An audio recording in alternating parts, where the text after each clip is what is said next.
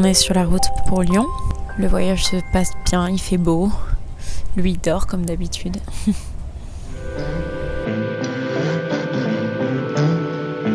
On est arrivé là.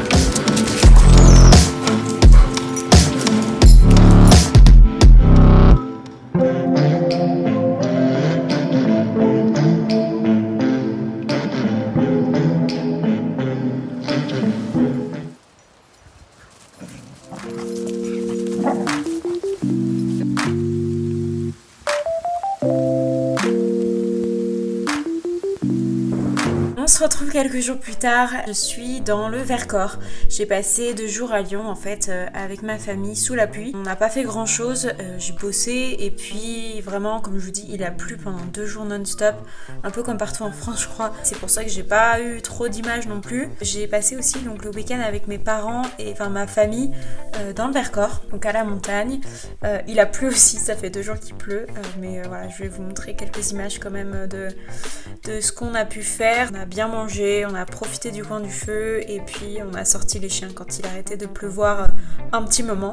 Demain, je retourne dans le sud, on retourne dans le sud, on recommence un peu la routine. Je nous emmène avec nous jusque dans le sud. Voici du coup le temps qu'on a depuis plusieurs jours. Pas très joyeux mais bon, on profite d'être au coin du feu. Et là il y a des petits ânes qui sont super mignons. Ça fait du bien en tout cas d'être au vert. Pendant longtemps j'ai détesté la pluie et honnêtement j'aime toujours pas ça, mais je me dis que ça fait du bien à la terre. C'est pour la bonne cause. Et là je me retrouve en tête à tête avec Jeep en fait parce que tout le monde est parti. Je préférais partir demain matin donc voilà, la route sera plus agréable. Forcément il a été un peu inquiet quand tout le monde est parti. Noah aussi, la chienne de mes parents, ça faisait beaucoup d'un coup donc il a pas trop compris. Là il est toujours un peu dans l'incompréhension mais ça va passer.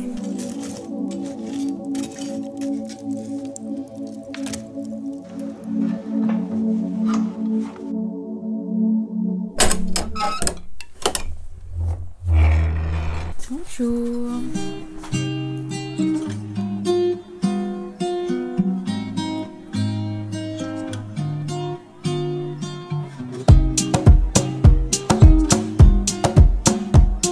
Ça y est, c'est le grand départ. On rentre aujourd'hui dans le sud, on rentre chez nous et du coup je suis en train de ranger toutes les affaires, fermer la maison, tout ça. Il y a Jeep qui m'attend. J'ai posé son tapis un peu à l'arrache et il s'est posé dessus. Oui, on va y aller. D'ailleurs, il faut que je le lave. Faudrait vraiment que je le lave. Peut-être que je vous montrerai ça en vidéo aussi. En attendant, je vais faire sortir un petit peu pour qu'il se décontracte parce qu'on en a au moins pour 4 heures de route.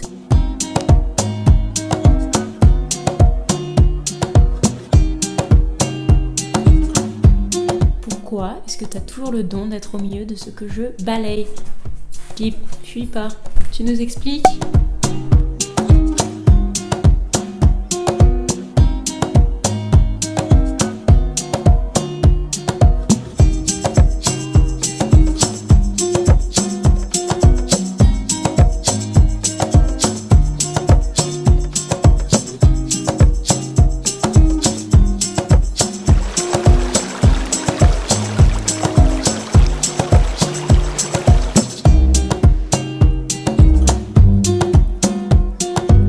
Sensible, s'abstenir, mais si vous ne le saviez pas, ça me donne l'occasion de vous dire que les crapauds sont très toxiques en fait pour les chiens, donc vraiment ne laissez pas votre chien s'approcher d'un crapaud.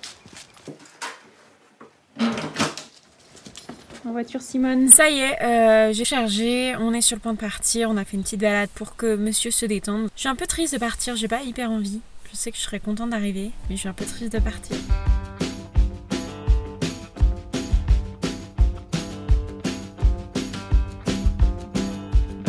Comme vous avez pu le voir sur les images précédentes, on est bien rentré dans le sud, on est bien rentré chez nous.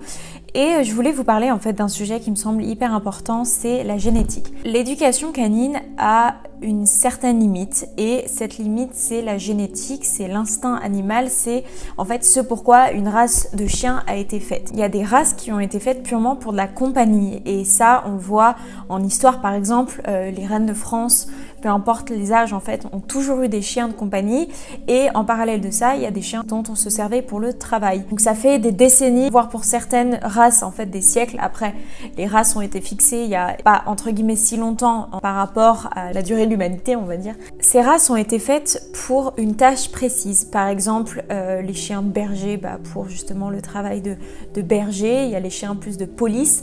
Après, il y a les chiens aussi de chasse. Ils ont été faits pour ça. C'est leur job, c'est en eux. Ce pourquoi ils vivent d'une certaine façon et malgré toute l'éducation qu'on peut faire, on peut en faire un chien en fait qui s'adapte partout et vraiment qui passe partout. Mais on peut pas en fait prévenir à 100% que le chien ne va pas avoir un certain type de réaction liée justement à cet instinct, liée à ce pourquoi il a été fait. On peut pas demander par exemple à un border collie ou un malinois de rester assis sur son tapis toute la journée en nous attendant sagement. Non, ils ont été faits pour une raison bien précise et il faut respecter en fait leurs besoins. On peut pas en fait depuis 20-30 ans leur demander d'être des chiens vraiment de compagnie à 100% sans respecter justement leurs besoins instinctifs et la raison pour laquelle ils ont vraiment été faits à la base en fait. Du coup, mon conseil c'est vraiment quand vous voulez prendre un chien de se renseigner justement sur l'histoire de la race, sur le pourquoi ils ont été faits. Je dis souvent en fait que les chiens ont ce besoin de savoir quel est leur rôle, quelle est leur place dans ce monde.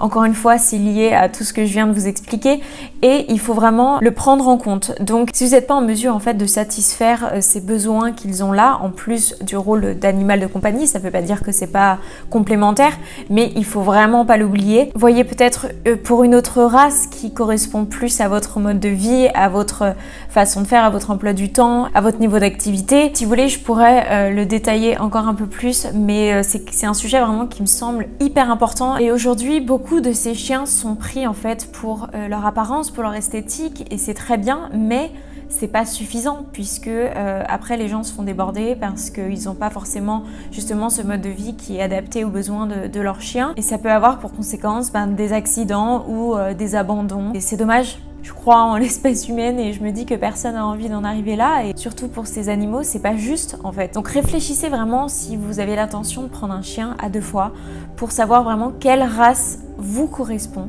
Prenez aussi en compte votre niveau de compétence en fait en éducation canine, vos connaissances et ne pas hésiter à faire appel à quelqu'un parce que voilà, il y a certaines personnes qui débutent mais qui ont envie d'apprendre et qui se donnent vraiment les moyens et je crois en ça. Je fais aussi ce métier pour ça donc vraiment n'hésitez pas à demander de l'aide, n'hésitez pas à demander des conseils même au préalable avant de prendre justement votre chien. Il y a des gens peut-être qui peuvent vous renseigner, appeler des élevages, il y a des forums aussi qui peuvent vous donner des informations. Renseignez-vous vraiment au maximum sur cette race, sur la race qui vous intéresse et si ça peut vous correspondre parce qu'encore une fois, il y a une partie génétique qu'on ne peut pas nier et l'éducation canine ne fait pas tout.